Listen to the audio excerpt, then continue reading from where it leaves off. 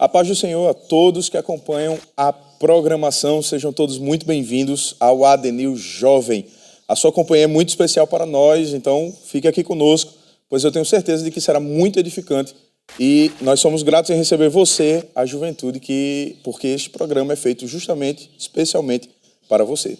Estamos pelo canal da Rede Brasil de Comunicação e para você que acompanha pelo YouTube, não deixe de compartilhar essa transmissão. Curta este vídeo, se inscreve no canal e clica naquele sininho de notificações para não ficar de fora de nenhum conteúdo novo da Rede Brasil.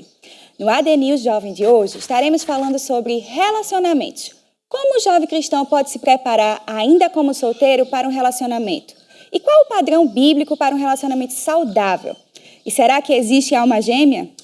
É isso aí. E hoje nós estamos com nossos queridos convidados, não é isso? Nos dando a honra aqui neste programa. O evangelista Micharle Albuquerque, a sua esposa, a nossa irmã Áurea Albuquerque também, não é? E eles estarão nos esclarecendo várias dúvidas, nos aconselhando, não é? Você, meu querido jovem, esse é um tema crucial para a sua vida. Você já viu aí, já deve ter ficado animado, instigado, né? Temos aqui também conosco, né, participando hoje, os jovens da filial lá em Limoeiro e da filial em Passira. Sejam muito bem-vindos também. No louvor estamos com a participação da nossa irmã Evelyn Pio e banda. Dando início à nossa conversa aqui neste momento, neste instante especial, nós vamos iniciar aqui com o evangelista Micharle, nossa irmã Áurea, não é? A paz do Senhor, evangelista Micharle Albuquerque, a paz do Senhor, irmã Áurea. Deus abençoe, sejam muito bem-vindos, fique à vontade. É uma satisfação, né, para nós estarmos aqui nesta tarde. Queremos, primeiramente, enviar saudações, né, ao nosso pastor presidente, pastor Ailton José Alves, que nos permite estarmos aqui mais uma vez, né? Fizemos um programa ali em Recife e agora estamos aqui, não é, no interior, bem pertinho aqui da minha casa. Olha aí. Não é, eu sou interiorano também, para quem não sabe, sou de Carpina. Fazem apenas 9 meses, né, que estamos... Familiarizado já. Isso, estamos na capital e voltar em Limoeiro, né, uma satisfação. Mandar saudações também ao pastor Samuel Guerra, né? Amém. De Limoeiro, e também ao pastor, o evangelista Wallace, não é? De Passira. Isso. Eu não conheço muito ainda na intimidade, mas sei que é um grande homem de Deus. E também saudar todos os jovens de ambas as filiais. Deus abençoe vocês. Com vocês estão a força, né? O evangelista João diz isso, né? Jovens, eu vos escolhi porque sois fortes. A palavra de Deus está em vós e já vencestes o maligno. Glória a Deus. Uma saudação forte. Amém? Amém. Glória. Amém. Saúde a todos com a paz do Senhor. Sou grata Amém. a Deus, né, também por essa oportunidade de estar aqui mais uma vez, né, no Espaço Jovens, né, no ADNews Jovens, né, e é muito bom a gente estar assim perto, né, da mocidade da igreja. E também quero deixar uma saudação para os jovens de Areia, né? A gente faz pouco tempo que está lá, mas também vai a paz do Senhor para os jovens de Areias. Amém. Bem lembrado. Nós esquecemos de dizer, não é, que o evangelista Micharle, ele é coordenador ali na área 8, não é? Na região ali de Areias, aquela região abençoada em nome de Jesus. E aí nós já vamos de primeira pergunta, não é? Nossos convidados estão aqui ansiosos para responder, os jovens também estão aqui ansiosos para ouvir, você que está nos assistindo com certeza também. E aí nós queremos perguntar, pastor, nos tempos bíblicos existia um namoro como nos dias de hoje? Era uma prática comum dos judeus? Se não, como se iniciavam os relacionamentos nesse período? O que era, né, esse panorama geral aí de namoro? Como é que era? Como é que começou isso, pastor? Muito bem, presbítero André. Essa primeira pergunta é interessante, não é? O conceito de namoro no Antigo Testamento é bem diferente do conceito de namoro do Ocidente, né? Então, como eu dizia anteriormente, a gente não pode pensar num relacionamento com o pensamento do Oriente. O contexto é totalmente diferente do Ocidente. Essa palavra é nova para nós. Para um judeu, não existia essa questão do namoro como vemos atualmente, não é? O jovem vai, conversa com o pai da moça e ele começa a galanteá-la e começa a frequentar a sua casa. Não, era bem diferente. Primeiramente, ele ia ao pai da moça e faria ali um contrato com o pai da noiva. Um contrato mesmo, não é? A coisa era mais séria. Era bem séria, não é? E ele ia ter que dizer quais eram as pretensões com a jovem.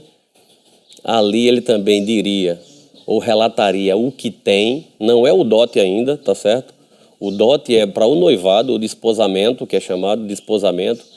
Ele diria o que queria, o que queria com aquela jovem, não é? E ele regressaria para sua casa, não é? Ele regressaria para sua casa. Depois de um tempo, detalhe, nesse intervalo, porque ele já está comprometido com ela. Ele já veio com um pensamento. O pensamento daqueles dias não é o pensamento nosso. Eu vou namorar para ver se dá certo. Se não der, a gente acaba. Não, ele já ia certo. Ele já ia na fonte, não é? Ele já tinha certeza do que queria. E aí as jovens aqui podem conjecturar, poxa, mas a gente não tinha escolha, não é? Nós vamos ver na Bíblia exemplos, né? Por exemplo, as filhas de Zelofeade, elas escolheram. Né? O seu pai disse assim, faça o seguinte, escolha um jovem na nossa tribo. Já é diferente com Rebeca, não é? Já com Rebeca foi bem mais sério, né? Mas observe que no caminho, quando o moço vai, não é? Quando o servo de Abraão vai, não é? Buscar uma moça para Isaac, ele chama a Deus para o relacionamento. Ele diz, olha, Senhor, aquela moça que a beberrar, não é? O nosso rebanho, ele faz o teste, é o sinal de que ela é a moça ideal para ele, não é? Então esse jovem ia, nesse intervalo ele já ia granjear, já ia trabalhar, construir a sua casa. E há um detalhe interessante, né, na cultura judaica, que o homem que estivesse compromissado com uma jovem, presbítero André, demais jovens, se ele tivesse a idade varonil para ir à guerra, isso está lá em Deuteronômio, e houvesse uma guerra declarada e ele estivesse noivo ou de lua de mel, ele não iria para a guerra. Ele ficaria na sua casa com aquela jovem durante um ano. Já pensou que lua de mel, um ano? Lua de mel dos sonhos, né?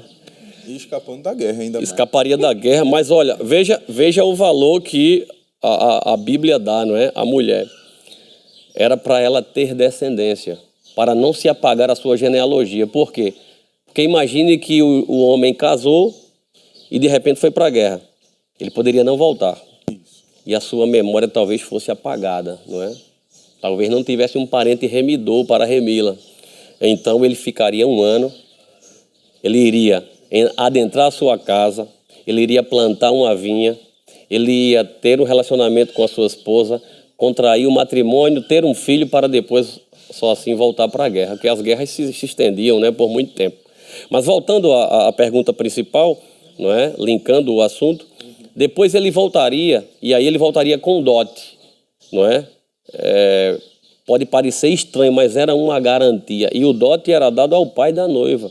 E geralmente valia o tempo que ele criou aquela jovem. Ele disse, espera aí, eu gastei tanto com ela essa vida toda, então você vai ter que pagar por ela. No nosso pensamento pode parecer um negócio, mas na cultura oriental, ele estava valorizando ela. Disse, não, ela vale muito. Ela vale muito. Veja como é diferente o pensamento, né, de uma cultura para outra.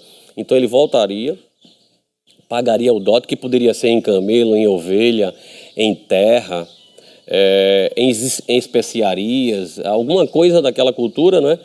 E aí quando ele retorna para finalizar a construção da sua casa, não é? Ele não vai ficar desocupado. Até o momento das bodas, né? Se fôssemos ler, não vamos ler para ganhar tempo, porque o programa corre, mas a parábola, não é, das 10 virgens, no capítulo 25 de Mateus, fala disso, né? Que as jovens, né, que poderiam ser ou as irmãs ou amigas, né, que ficavam de damas de honra, vamos usar essa expressão, né? Elas ficavam alertas, né, com as candeias ligadas, aguardando, e geralmente ele vinha à meia-noite. Não é? Geralmente ele vinha à meia-noite, né? É por isso que a expressão disse, ouviu-se um clamor à meia-noite, aí vem o noivo, né? Então ele vinha, tocava o chofar, que era uma espécie de trombeta, não é? Detalhe, se essa moça andasse pela rua, ela deveria andar de véu, era um sinal de que ela estava comprometida com alguém, não é? Então ninguém poderia olhar para ela. E aí ele sai, faz todo o cortejo com ela, até o local da festividade, vamos usar essa expressão para uma compreensão melhor, e ali, não é, ela vai tomar um banho que é chamado mitzvah, não é? Que ela vai tomar um banho antes de ser vestida, antes de ser preparada, e ali vai haver uma festa de 7 dias, não é?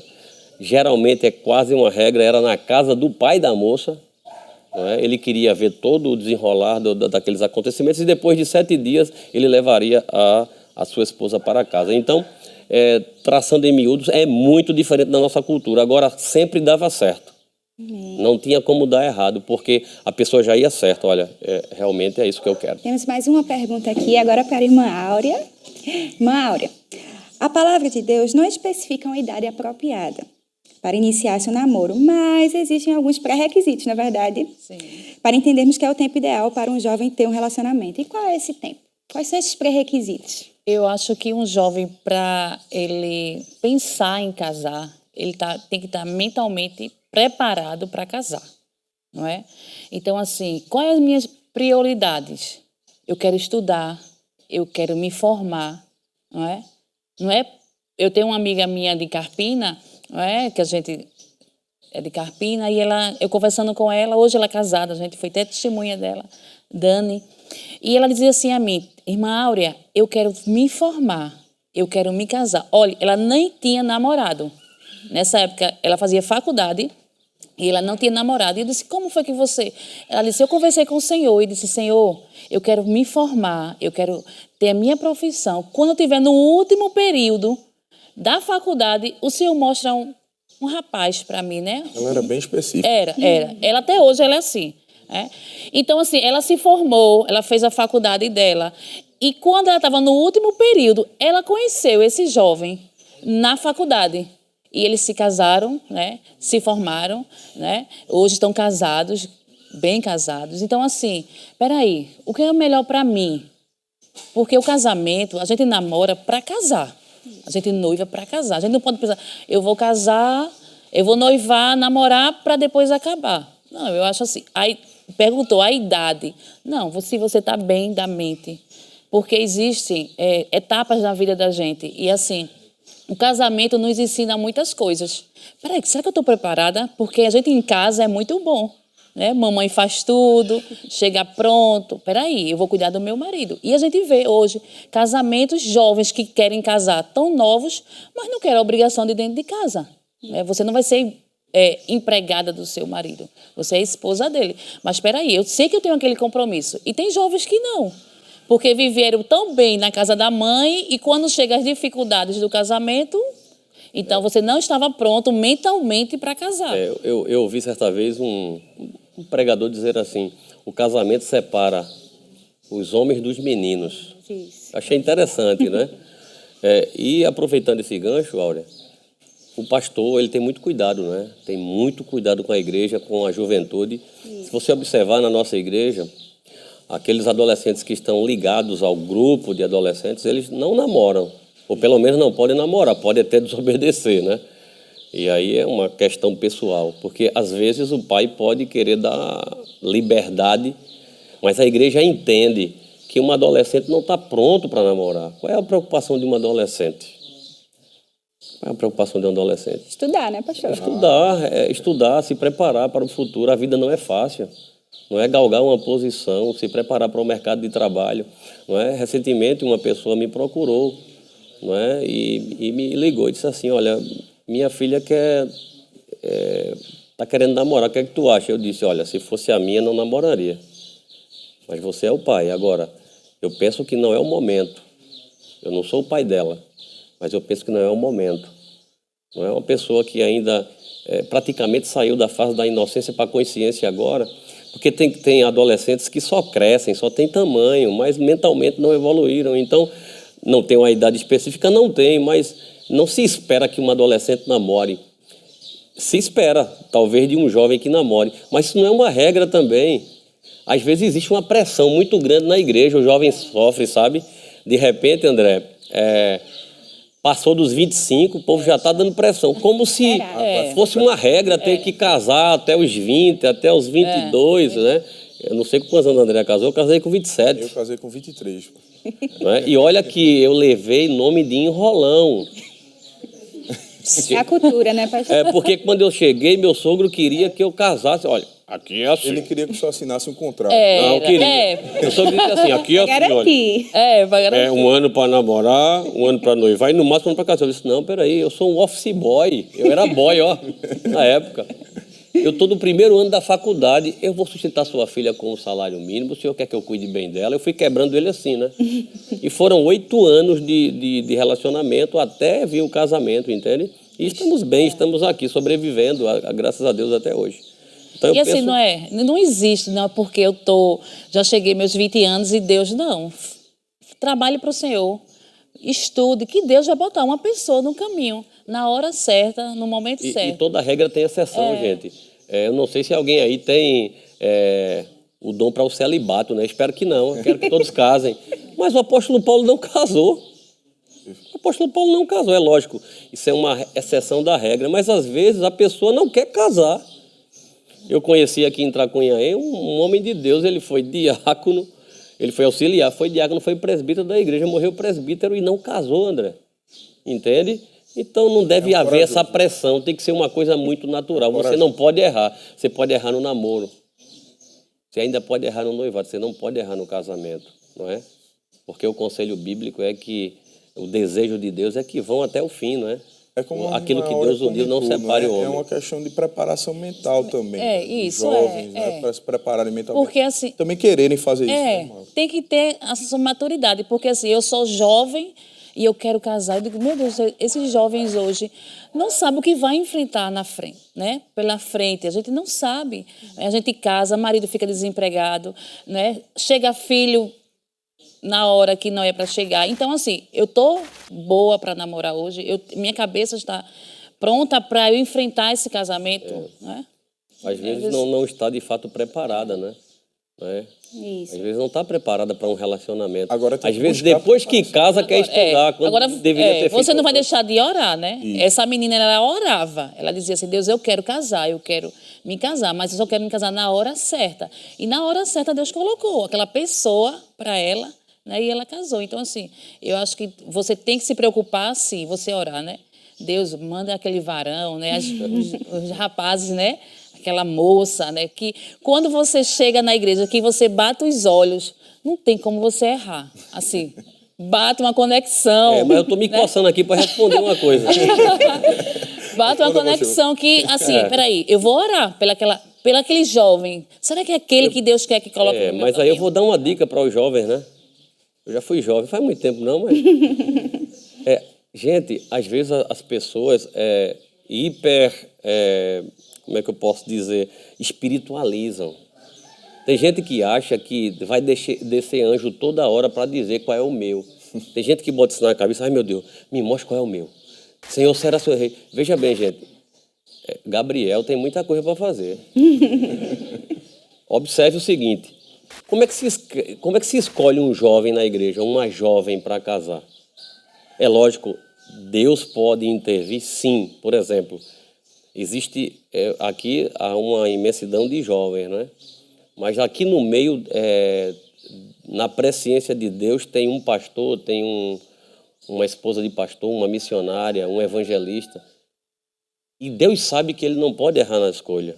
Então Deus pode sim intervir, pode usar alguém em profecia, pode, eu creio, eu sou assembleano, não é? É o evangelista Evandro Carlos, que está em Terezinha, era de Carpina, quando ele se converteu, veio do mundo e a esposa dele já era crente. E Deus disse a ela assim, não namore com ninguém da igreja, eu vou salvar o teu e ele vai servir na obra contigo. E ela esperou. E aconteceu assim, hoje ela é pastor. Agora, como é que se escolhe um jovem na igreja? Pastor, você gosta de escola não dominical? Não dê spoiler, pastor. Essa é a próxima pergunta. Ah, é? Você até falou todas as respostas já. Segura aí, que coisa boa. Eu não sei quais são as perguntas. Amém. Então vamos segurar um pouquinho. Amém. Vamos ouvir agora nossa querida irmã Evelyn Pio. Mesmo sem entender, mesmo sem entender, eu confio em ti. Mesmo sem entender, eu sei é o melhor pra mim. Mesmo sem entender, Deus mesmo que eu não consiga entender e queira tudo do meu jeito, eu até choro e às vezes até chego a dizer por que é que tem que ser tão difícil pra mim? Parece que é difícil só pra mim. Mas eu sei, teus pensamentos são mais altos que os meus. O teu caminho é melhor do que o meu. Tua visão vai além do que vejo. O Senhor sabe exatamente o que é melhor pra mim. Mesmo que eu não entenda o seu caminho, eu confio. Oh, e Deus, porque sou tão pequenino assim, vou ficar quietinho aqui no seu colo, esperando o tempo certo de tudo,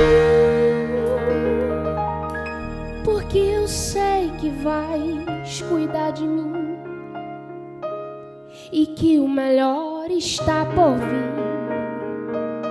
Eu sei que é o melhor pra mim, mesmo sem eu entender.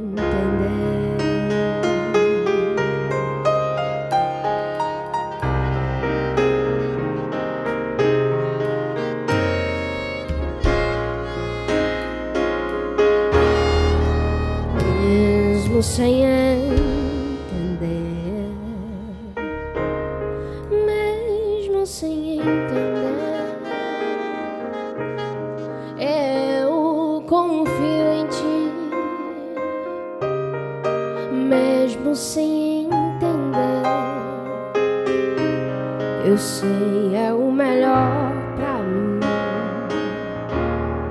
mesmo sem entender. Meu Deus, mesmo que eu não consiga entender e queira tudo do meu jeito, eu até choro e às vezes até chego a dizer por que é que tem que ser tão difícil pra mim? Parece que é difícil só pra mim.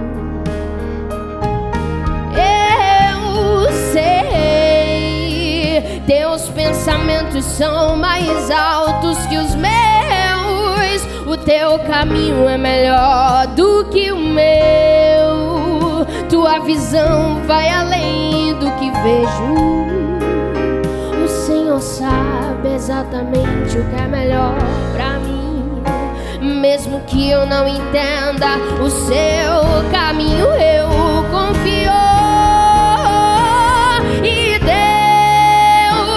Porque sou tão pequenino assim, vou ficar quietinho aqui no teu colo, esperando o tempo certo de tudo,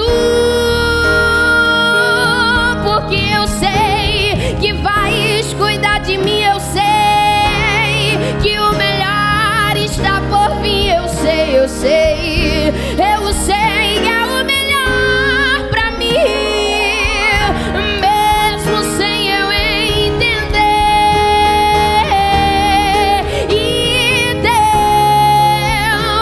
Porque sou tão pequenino assim, eu vou sim, vou ficar quietinho aqui no teu colo, esperando o tempo certo de tudo, porque eu sei que vais cuidar de mim e que o melhor está por vir. Eu sei é o melhor pra mim, mesmo sem eu entender.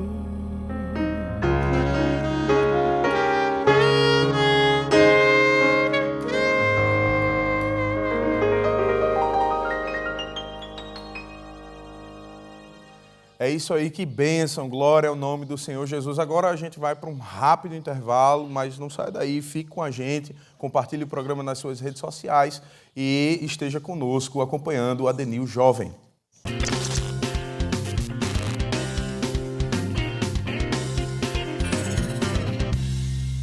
Glória a Deus, estamos de volta com o Adenil Jovem. Não se esqueça de compartilhar o nosso programa aí através das suas redes sociais. Nós estamos conversando hoje sobre um tema que já provocou muita coisa aqui, muita dúvida, muitas perguntas, né? E é um tema que traz muita ansiedade para alguns jovens, que é o tema sobre relacionamentos. E nós estamos com a evangelista Micharle Albuquerque, não é? E com a nossa irmã Áurea Adelina. Mas antes de a gente voltar com a evangelista Micharle, que está ali ansioso para responder as perguntas, nós vamos assistir a um quadro muito importante para a sua vida profissional, jovem. Fica ligadinho aí, porque é o quadro Mercado de Trabalho. Acompanhe.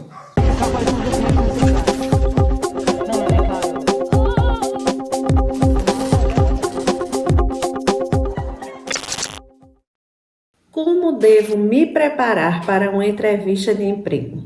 É muito importante pensarmos sobre isso, porque a entrevista ela começa bem antes. Eu preciso ler sobre aquela empresa, eu preciso descansar. Um dia antes da entrevista, eu preciso descansar e dormir, tendo em vista o comportamento ser um ponto fundamental em uma entrevista. A partir do momento que você chegar à entrevista, seja pontual. Não? Tenha uma oratória preparada para aquela empresa a qual você foi chamada. Tenha uma linguagem que conduza ao comportamento daquela empresa. Seja sincero, seja autêntico, seja verdadeiro. Não esconda suas limitações. Um ponto muito importante é o contato visual. Você deve manter os olhos fixos na pessoa que está te entrevistando. Você deve demonstrar segurança. Você deve demonstrar que está bem, que está tranquilo. Por isso que você deve se preparar antes, porque a confiança naquilo que você está respondendo é o que vai fazer a diferença na sua entrevista. Então, seja interessado pelaquela empresa. Devolva algumas perguntas com qualidade, tendo em vista você ter lido e entendido o processo daquela empresa. Então, quando você é autêntico, você desenvolve a habilidade da comunicação, você tem uma postura diante do entrevistador, você vai se sair muito bem. Então, é importante pensar sobre essa entrevista antes, desempenhar pontos que até então você nunca havia feito. Pensar sobre as respostas, elaborar um plano de ação, pensar em como você deve seguir aquela entrevista é muito importante, para que no momento você não fique ansioso, para que você não fique nervoso e não demonstre ao entrevistador que você está se sentindo assim. Então, a importância de você se preparar antes vai fazer toda a diferença na hora da entrevista. Então, seja autêntico, seja confiante, tenha uma oratória à altura da empresa, saiba se comunicar, não deixe transparecer que você está nervoso, que você está ansioso ou que você não conhece aquela empresa. A autenticidade da sua entrevista é o que vai fazer toda a diferença para o entrevistador. Então, tenha postura, desligue celular, fique calmo, descanse e a partir daí você vai ver que vai ter um bom resultado.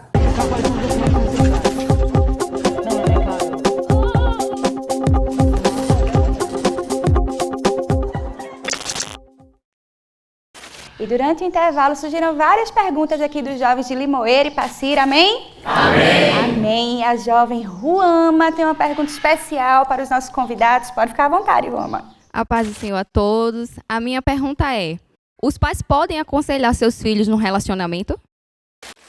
Sim, os pais, eu acho que os pais é o melhor exemplo, né? É o melhor conselho, né? Esses dias a gente estava na doutrina do Tempo Central e o pastor falou muito sobre isso, não é? Até dos filhos dele, né? Assim, falando assim, começou a namorar, como é a vida dele, como ele trata os pais, não é? Porque tem jovens que acham que chegam à idade, está trabalhando, não é? Eu sou dependente. Não, calma, que você está na casa do seu pai, não é? Então, assim, um bom conselho, não é, de um pai, de uma mãe, pode mudar a vida da gente, não é isso? Essa questão do conselho, eu não entendi bem se a pergunta era depois que casava ou antes, né? O conselho dos pais, eles servem para a vida toda, não é? Enquanto você não é emancipado, você deve ouvir seus pais, é o melhor. Eles são os melhores conselheiros. Aliás, eles são aqueles que nos direcionam, né? Os filhos são a herança do Senhor e os pais têm esse compromisso de levar os filhos até a idade adulta, né? E depois que o filho ou a filha está emancipada, suponhamos que já casou, não perde o elo com os pais. É lógico que depois de casado, você deve ouvi-lo. Você deve ouvi-lo. Agora, a decisão vai ser sempre do casal, não é? Anteriormente, passa por todo esse processo, mas depois que casa, a decisão deve partir, você deve ouvir os pais, mas deve ser tomada a decisão, não é, entre a família, porque ali é uma nova configuração de família. Eu não sei se respondeu bem pastor, a dúvida só dela. para colaborar. Sim. A bênção dos pais é um sinal de aprovação de Deus, Sim, não é isso? sim. Para o início do relacionamento? Para o início, porque é Deus que abençoa, mas são os pais que liberam, né, a bênção, né? Eles dão o direcionamento, né? Eles têm esse dever, então é sempre bom e nunca é tarde para ouvir o conselho de um pai. Isso é bíblico e continua permanecendo para os nossos dias, sim, né? Isso, sim. ministro. É bíblico, né? E nada melhor do que a Bíblia, né? Para guiar, né, os nossos passos, os nossos caminhos. Então, resumindo, é isso. Antes do casamento, sim, depois do casamento também. Não é? Nunca deixem de ouvir os seus pais, eles sempre têm um bom conselho. Amém. Amém, glória a Deus. E agora nós vamos para mais uma pergunta aqui dos jovens, aqui do pessoal de Limoeiro, pessoal lá de Passira. O nosso irmão Moisés Santos está ali animado, ansioso para fazer a pergunta. Vai lá, Moisés, fica à vontade. Amém, a paz do Senhor.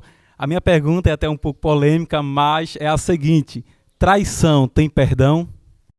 Sim, traição tem perdão. A Bíblia vai dizer, não é, que há apenas um tipo de pecado, não é, que não é perdoado, é a blasfêmia contra o Espírito Santo. Mas falando especificamente de relacionamento, imagina se Deus olhasse para nós e dissesse assim: não, eu não vou te perdoar, tu fizeste isto, não é? A característica do amor é o perdão. 1 Coríntios capítulo 13, não é? Que é aquela relação do amor, não é? Dos detalhes do relacionamento. Ele vai dizer que o amor tudo crê, tudo espera, o amor tudo suporta, não é? Então, não é fácil. Tem um louvor de Sérgio Lopes que diz que perdão que sai do coração é coisa rara de encontrar, né? Está na sinceridade de um olhar, é um louvor bem, bem marcante. Qual é o problema? É que muitas vezes as pessoas não perdoam. Não estou falando de esquecer, que a memória não se apaga, não é? Mas é ter a capacidade de perdoar e caminhar, não é? Então as pessoas às vezes fingem que perdoam, e na primeira discussão, porque não há relacionamento perfeito. Então na primeira discussão, volta lá no passado, abre a caixinha, né? Vai lá atrás e traz: eu te perdoei, mas se tu fizer isso de novo, entendeu? Então é um exercício, o amor, o relacionamento é um exercício, são duas pessoas imperfeitas. Não há relacionamento perfeito, são duas pessoas imperfeitas, não é, presbítero André, que estão buscando ali, não é, se conectar e conviver. No relacionamento, alguém vai ter que perder, alguém vai ter que quebrar o braço. Imagine, todo mundo quer ir para um lado. Imagine que num feriado você quer ir para a praia e ele quer ir para o campo. Alguém vai ter que perder, não é? Então, em resumo, é isso. Há perdão e o perdão deve ser exercido, deve ser liberado. Bem? Exato. Alguém disse, inclusive, de que perdoar é lembrar sem sentir dor, né? Não é isso, Maura? Eu sempre digo que a gente tem que perdoar, né? Mas a gente tem que parar e pensar: peraí, eu perdoei, não é? Será que ele vai fazer de novo? Ou ela vai fazer? Por que ela fez? Então existe um contexto atrás disso, né? Minha chamada é Deus me chamou para isso. Se eu casar com ele, entendeu? Então, assim, existe o perdão, que a gente tem que perdoar, não é? Mas a gente tem que parar, porque quando chegar no casamento, a coisa já é diferente. Não pode, né? Eu acho que o que ela quer dizer é o seguinte, não pode entrar num círculo vicioso, né? De a pessoa usar aquilo como desculpa. Então, cai aqui, cai ali, cai aqui, cai ali, e acaba se virando um círculo vicioso, não é? De forma que isso pode até macular o relacionamento. Às vezes a pessoa fica muito preso, né? Perde a confiança, você vai perdendo. O pastor Simas, ele usava uma expressão muito interessante, ele dizia assim, se você me deixa eu pensar algo, então eu posso pensar qualquer coisa, não é? Imagina que a minha esposa não pode pegar no meu celular. O meu celular está lá e de repente o celular vibra e quando ela vai pegar, opa, peraí, eu deixei ela pensar alguma coisa, não deixei? Então, parte do princípio da confiança, não é? Entender que ninguém é perfeito, mas que o perdão é um exercício, você vai ter que exercer em algum momento, até porque se você não perdoar, em algum momento você vai falhar e você vai exigir o perdão, ou pelo menos você vai querer ser perdoado, não é? Quem não perdoa hoje, amanhã pode sofrer o dano, não é? Então, vale a pena perdoar. Amém. Amém. Então, partindo disso daí foi bom porque o senhor já puxou a próxima pergunta, né? A próxima questionamento, né? Existem algumas coisas dentro do relacionamento que nós podemos identificar como fora dos princípios bíblicos e se existem, o que fazer? Se existem, por favor, repita, André. Se existem alguns sinais dentro do relacionamento que demonstram que esse relacionamento está fora do princípio bíblico, né? Sim. Eu dizia no primeiro bloco, né? Quando a gente está identificando, né, buscando uma pessoa, né, e eu dizia o seguinte, como é que eu sei que é a pessoa certa? Como é que eu sei? Ora, eu amo as coisas de Deus, Ele ama. Eu estou na escola dominical, Ele está na escola dominical. Ele é trabalhador. Ele estuda de verdade, ele se levanta, ele tem compromisso. Ele respeita pai e mãe. O relacionamento vai dando sinais. A gente casa não somente com a esposa, a gente casa com a família. Eu não estou falando de família perfeita, entendam, vocês não vão encontrar família perfeita. Mas os problemas dela passam a ser os meus. Eu não posso, de forma nenhuma, no futuro, quando no caso de vocês, quando vocês passarem para um compromisso de verdade e amanhã vocês contraírem núpcias, imagina, o teu esposo, a mãe liga de madrugada para resolver um problema e você diz assim, não, amor, não vá não, só amanhã de manhã. Isso foi um problema de saúde, e se ela perder a vida? Então, observe que a gente casa com todo um contexto, tem todo um contexto por trás, a gente não casa só com uma pessoa. Então é muito fácil de identificar. Eu dizia no primeiro bloco, não vai descer anjo para estar dizendo assim, casa com fulano, casa com Beltrano. Olha para os propósitos dele, olha para os teus propósitos. Não é? Se você tem uma vocação para algo, vê se ele se encaixa no seu perfil, vê se ele ama as coisas de Deus. E deixa eu dizer algo aqui que é muito forte. Meninas, eles só vão te amar se eles amarem a Deus. Sabia? A gente só respeita porque a gente ama a Deus. Um dia os fariseus perguntaram a Jesus, né? Qual era o maior mandamento? Ele disse assim, amar a Deus sobre todas as coisas e amar ao próximo como a ti mesmo. Porque se você ama a Deus sobre todas as coisas, você vai suportar tudo. É aí que o amor tudo suporta, não é? Então, vai ter dia que você vai olhar para ela e você não vai enxergá-la.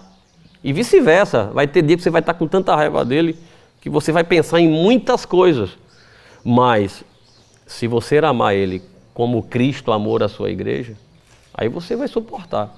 O homem só ama uma mulher, o homem só respeita uma mulher de verdade se ele amar o Senhor sobre todas as coisas. Amém. Porque se ele amar o Senhor sobre todas as coisas, ele não vai se prostituir, ele não vai se embriagar, ele não vai contrair uma nova família. Por quê? Porque ele ama a Deus sobre todas as coisas. Pastor, pegando um gancho no que o senhor falou, eu vou fazer a próxima pergunta para a irmã Áurea, que eu quero escutar ela falar também. O que dizer e o que não dizer durante a fase do namoro? Me colocando na primeira pessoa, até que ponto eu posso expor a minha vida a alguém com quem eu ainda não casei? É muito interessante essa pergunta, porque assim, lógico, a gente vai namorar, noivar para casar. A gente tem que ter esse foco. Eu vou namorar e vou acabar. Não, a gente tem que ter assim, eu vou namorar para noivar e casar. Não é? Então, assim, a gente tem que pensar, não dar toda a liberdade. A gente é cristã, o namoro de uma cristã é diferente do mundo, não é? Então, assim, é muito bom ter saudade, né? Quando a gente era noivo, ele trabalhava em Recife e eu morava em Carpina. Então, assim, a gente só se via final de semana e é muito bom. Aí hoje tem um noivo que vai segunda, terça, quarta, quinta na casa da noiva. Quando casar? Já abre a geladeira, né? Já abre a geladeira, tá em casa, toma banho e aquela agonia. Lógico, tem exceções, né? Mas assim, peraí, até onde ele pode me conhecer? Porque assim, no casamento é que um vai se descobrir para o outro, é naquele momento. E olha que depois que você casa, chega o dia que você diz assim, eu pensei que eu não te conhecia. Porque você vai... Estou descobrindo ainda. E a gente vai se conhecendo, mas tem noivos hoje, namorados que já se conhecem. Uma liberdade. Abre o coração muito cedo, sabe? Problemas da família, às vezes contam problemas da família, que são máculas, são coisas que às vezes não se deve nem tocar, nem ir lá atrás, nem revisitar. E em 30 dias já está contando segredos que era algo familiar. E de repente, aquele relacionamento é frustrado e a pessoa sai contando para todo mundo, não é? Então você precisa ter a maturidade para perceber qual é o momento. Qual é o momento. Você precisa olhar nele, não é? Ver a afinidade, não é? Entender de fato se ele se encaixa no perfil que você almejava, não é? E depois, com o tempo, com muito tempo, as pessoas às vezes se apressam muito, André. Eu tenho muita desconfiança, sabe? Deus pode fazer, toda regra tem exceção, mas eu tenho muita desconfiança de um pai que diz assim, olha, 30 dias está casado com a minha filha, vai dar errado. Vai dar errado, porque você vai... O namoro é para isso, é para conhecer. Acaba perdendo, né, pastor? Pulando fase. Pula, exatamente, você pula fases, não é? E depois, de repente, você acaba entregando sua filha ou seu filho a uma pessoa que não tem uma índole, que você achava que era algo, e quando você vai entender todo o processo, você está entregando sua filha para uma pessoa que não merece, que vai fazer sua filha sofrer, que vai fazer seu filho sofrer. Então, não precisa ter pressa. É verdade. Não precisa ter pressa. Amém. Vamos escutar agora a nossa querida irmã Evelyn Pio com mais um louvor.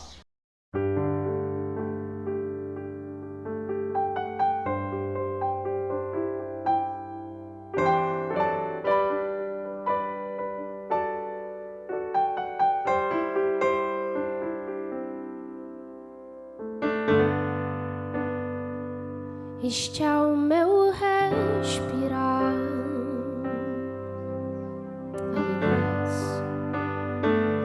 Este é o meu respirar.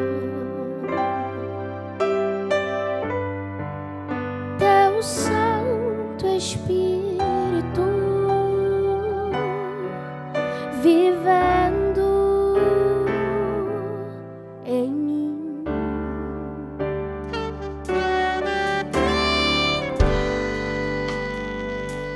E este é o meu pão.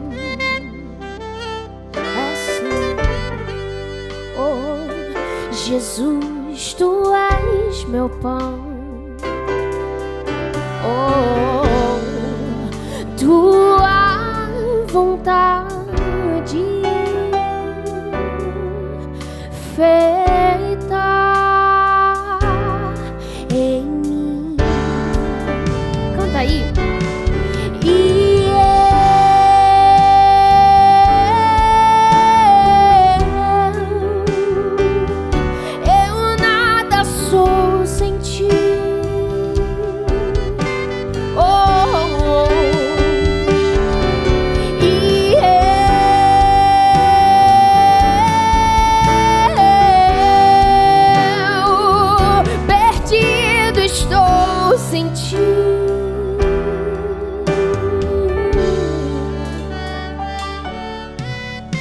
Diga assim: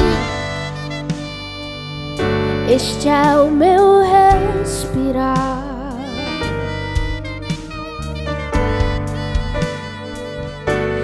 é o meu respirar. Deus Santo Espírito, Deus Santo Espírito, vivendo em mim, e este é meu pão. Oh, e este é o meu pão. Sim, tu és o pão. E Jesus, tu és meu pão. Sim, tua vontade feita em mim.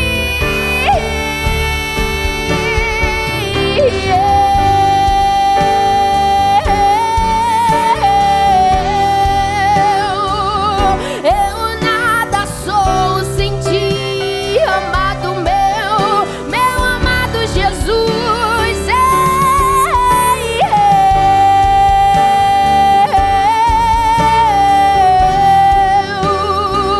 Perdido estou sem ti, perdido estou, Senhor.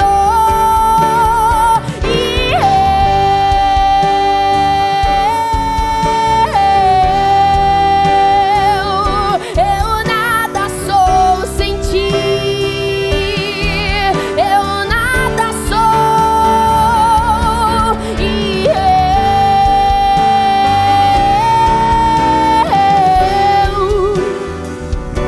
Perdido estou sem ti,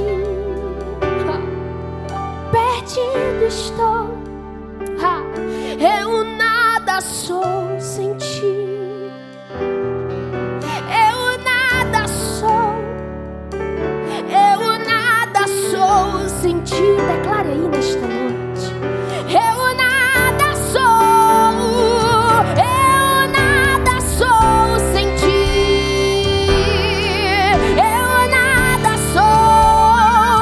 Perdido estou sem ti, perdido estou sem ti. Eu nada sou sem ti.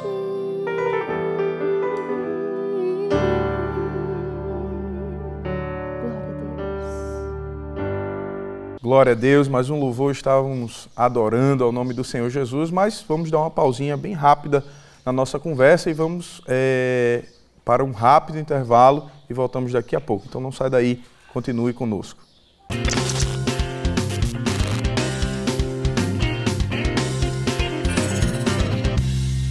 Glória a Deus, voltamos aqui neste terceiro bloco, não é? E já está de volta, né? O Adenil Jovem. Foi rapidinho, não foi? Então não esqueça de compartilhar aí, você está no nosso programa que está uma bênção, não é isso?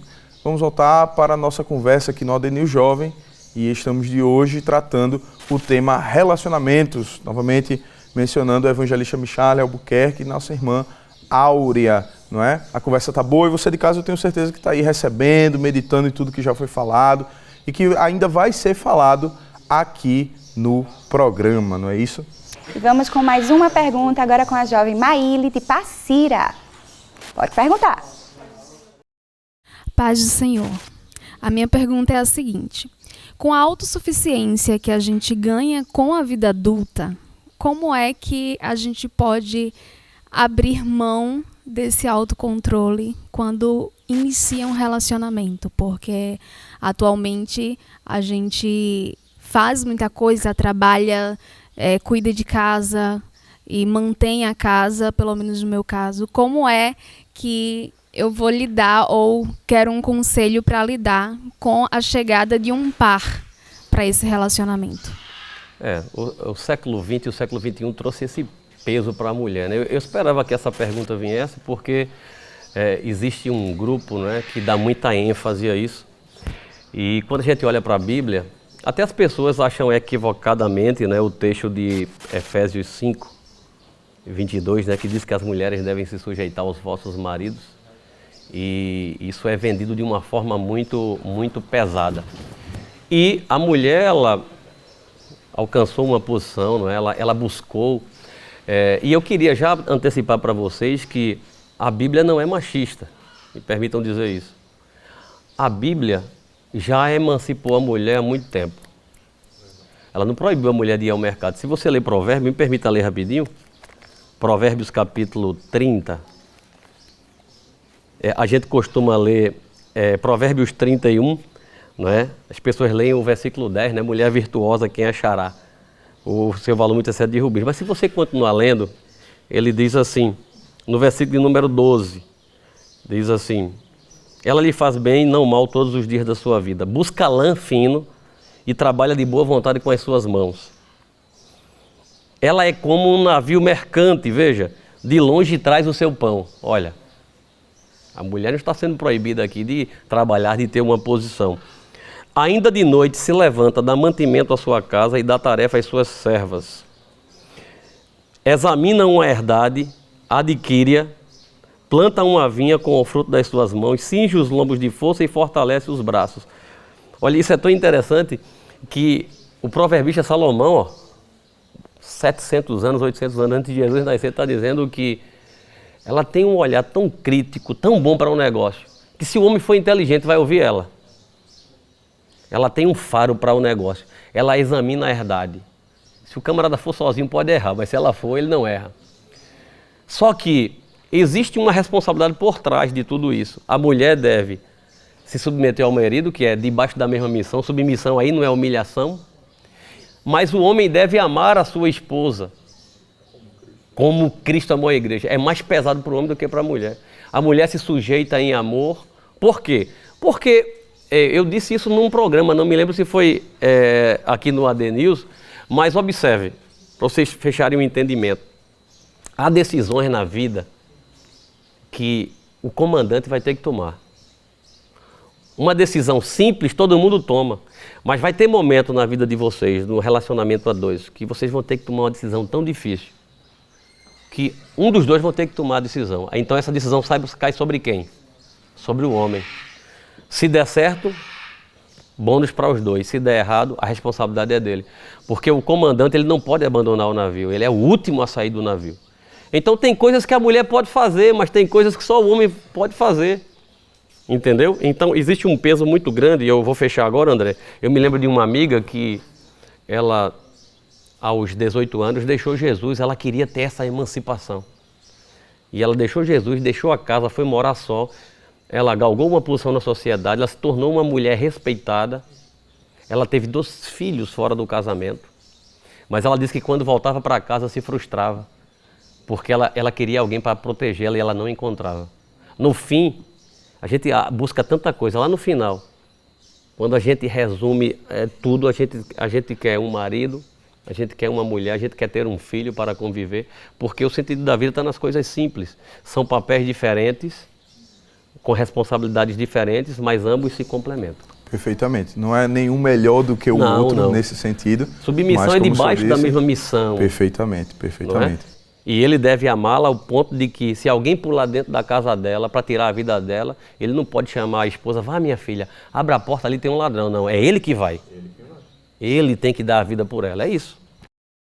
Então, evangelista Micharle, irmã Áurea, né, estamos caminhando para a finalização, mas antes da gente caminhar para a finalização, a gente queria saber quais são as orientações gerais para quem quer iniciar um relacionamento, quem quer começar, está nos assistindo aí, o pessoal de casa, os jovens estão aí empolgados, ficaram empolgados e aí querem saber quais são as orientações gerais, o resumo geral da nossa fala, da nossa conversa de hoje, que vocês poderiam orientar, deixar aí para os jovens que vão iniciar o relacionamento. Primeiro, como eu disse, né? Amar a Deus sobre todas as coisas. Observe se ele ama as coisas de Deus. Dificilmente vai dar errado, não é? Depois, se eles respeitam os seus pais. Depois, se ele é um homem honesto, se ele tem uma posição, se ele se preocupa com o futuro, se ele estuda, não é? São várias coisas, são várias dicas que a gente vai vendo, não é? Se ele respeita os pais, se ele tem um bom relacionamento, se ele respeita as autoridades. Porque se ele não respeita uma autoridade, dificilmente vai lhe respeitar, não é? Então, eu acredito, eu falei tudo. Falou tudo.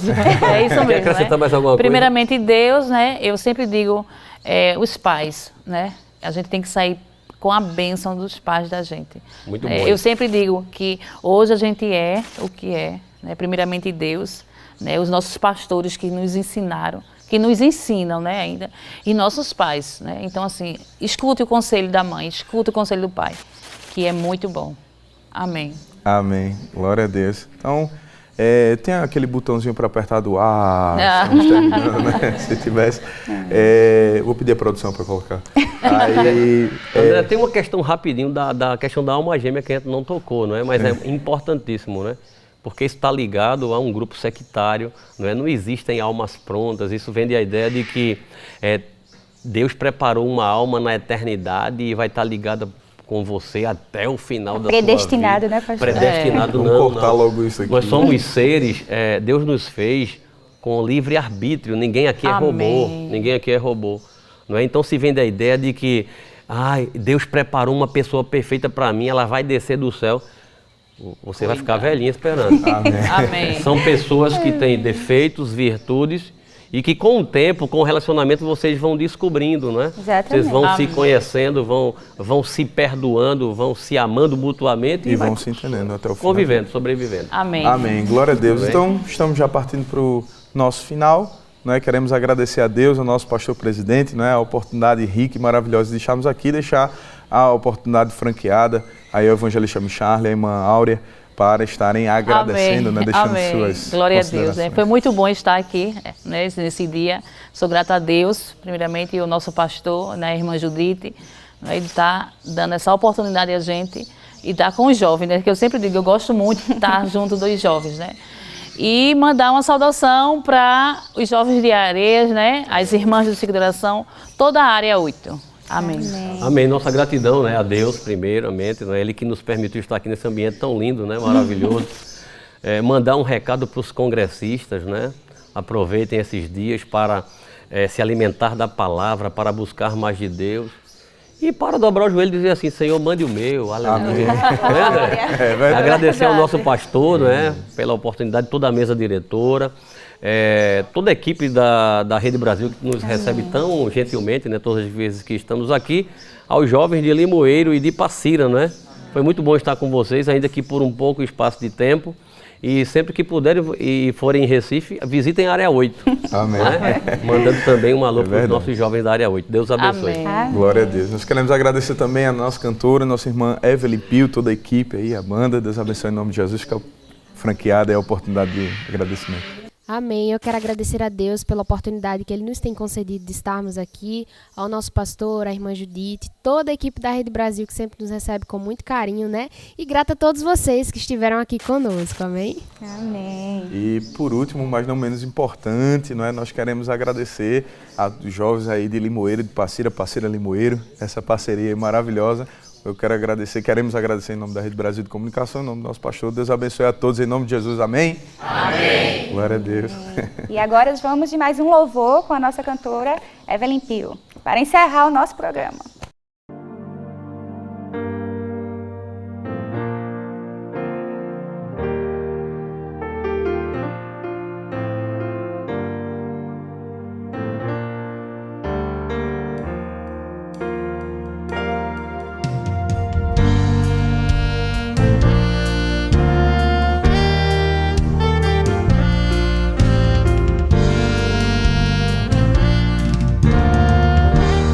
Diga assim comigo.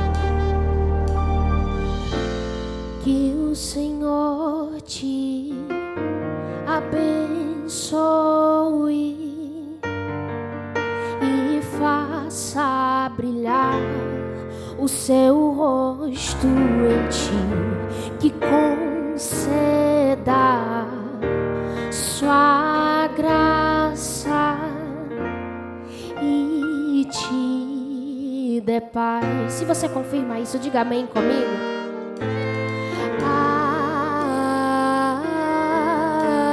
Amém. Amém.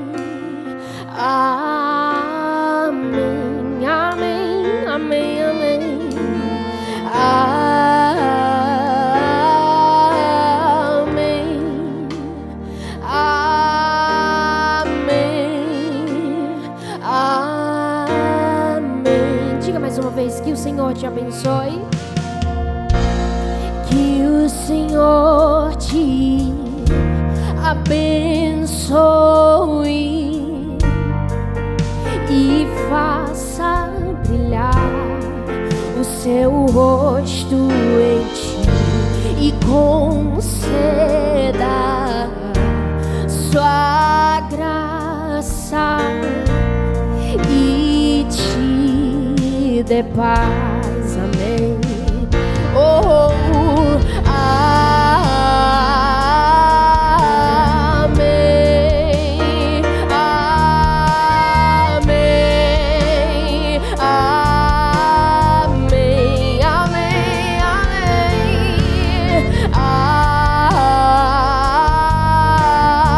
amém,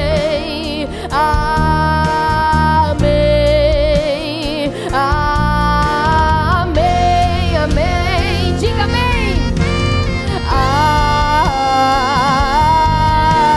Amém,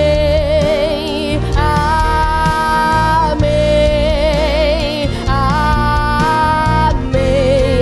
amém,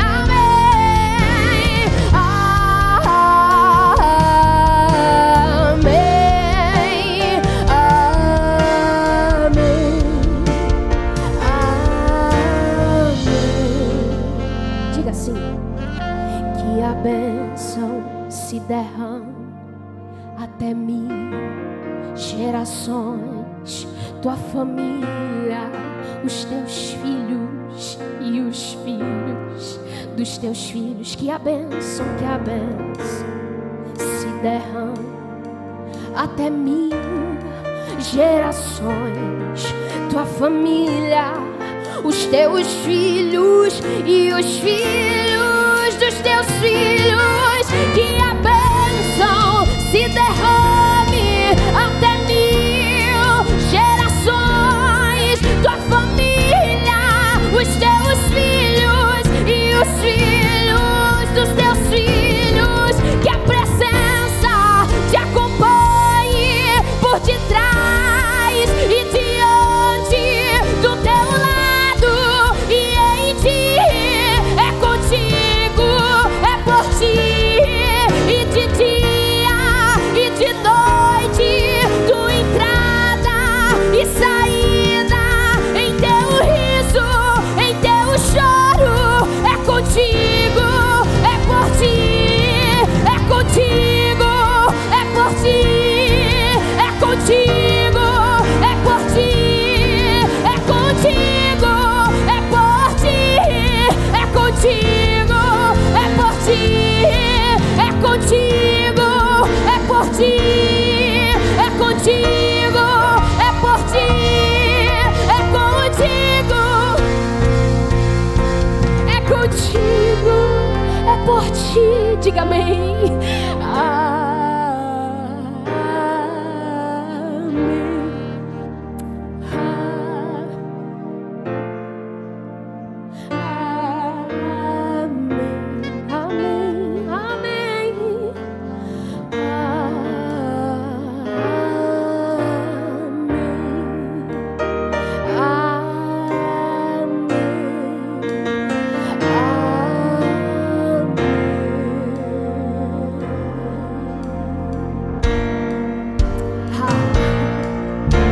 Diga amém aí. O Senhor nesta noite, Ele te dá forças. Ei, recebe a bênção de Deus sobre a tua vida, sobre a tua família. Recebe a bênção de Deus sobre a tua casa, sobre o teu lar, sobre o teu emprego, tua família. O Senhor está aqui, Ele te diz: ei, a minha bênção será contigo.